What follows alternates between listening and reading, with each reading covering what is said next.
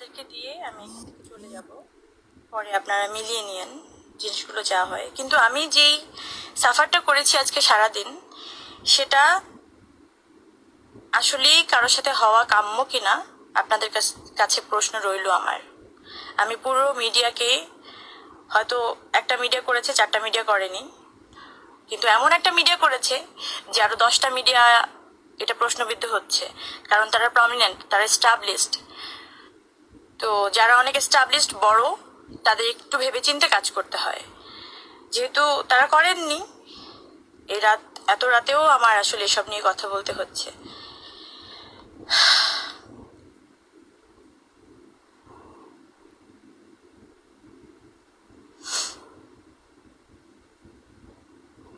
আচ্ছা, পুরো কনভারসেশনে, পুরো লেখার মধ্যে আমি কি করে আপনাদেরকে দেখাই বলেন তো? আমি তো এত স্মার্ট না আসলে মানে এইসব বিষয়ে।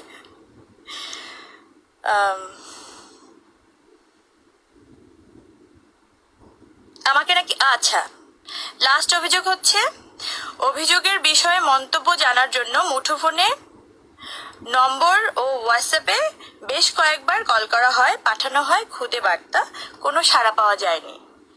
যেটা 1 ঘন্টা আগে অথবা 1.5 ঘন্টা আগে প্রথম আলো এটাকে পাবলিশ করলো।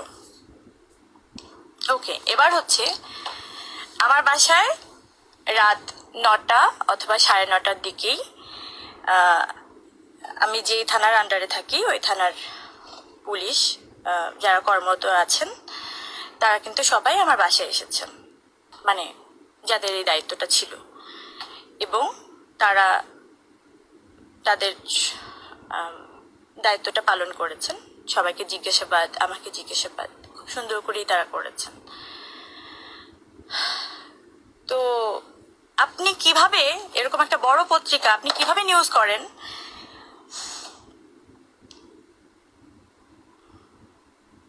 আপনি সন্ধ্যার সময় করতে পারতেন, রাতে করতে পারতেন। আপনি রাত 12টার সময় কিভাবে এই নিউজটা